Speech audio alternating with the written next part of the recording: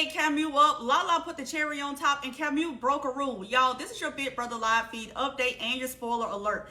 They done had this tea party where Kamu thought it was going to be a great idea to call out Jason because we already know he plans on backdooring him. He wanted to make sure everybody had a reason to vote Jason out. So he goes in, and it took him a real long time to get to the point like he was scared, but he goes in and started talking about all the different things that Jason was telling people. And Jason was like, that is just how I game. I gave you my word about what I was going to do with the veto. I never told Lala I was going to take her down, and Lala spoke up and said, yeah, he never told me that. And then he started to call out all the things that Kamu had said that he said that was not true. And he was like, okay, well, if it is true, if you really feel like I said all this stuff, say who said it. Let's go ahead. If you want to bust everything out, let's put it all on Front Street. You tell us who told you this stuff. Kamu wouldn't say a word. Jason was letting him have it. He basically called out the whole Tool Shed Alliance. He said all of these people are not part of a group, and he named every person that's not a part of the Tool Shed. He said the other people are working together, and he said, what about the middlemen? Do y'all want to say anything? Drew and Barrett are just sitting there in dresses, not saying a word. And then he told the girls,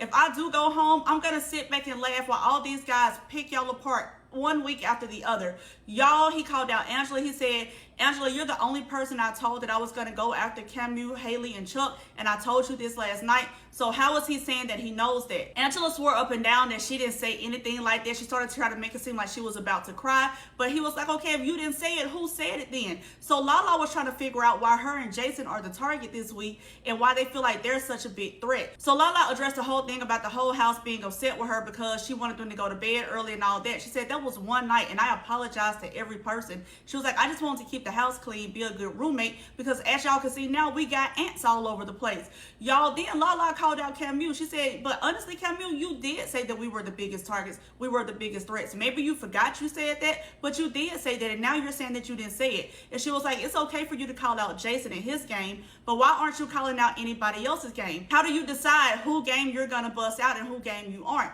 And she was like, you saying that you want to air it all out? The only way you can truly air it all out is if you tell who told you this stuff, because everybody else is just sitting here being quiet. Y'all, Kamu couldn't say a word. I am so glad this happened like this. I hope that Jason does not go home. I hope he wins the Blockbuster, because first off, Kamu, you can't even tell us that you're putting Jason up. He literally said that he's going to go ahead and say that he's going to put Jason up as the renom. You're not allowed to do that. So like, what are they going to do about that? Y'all, they love Jason sitting out there by himself. I hope he does not leave. I hope he wins some special power, because all the rest of the people were just sitting there and they left him sitting out there by himself, and I did not like that. He ended up getting called to the diary room. I'm pretty sure he probably broke down and cried, because I would be sad as hell how they isolated him.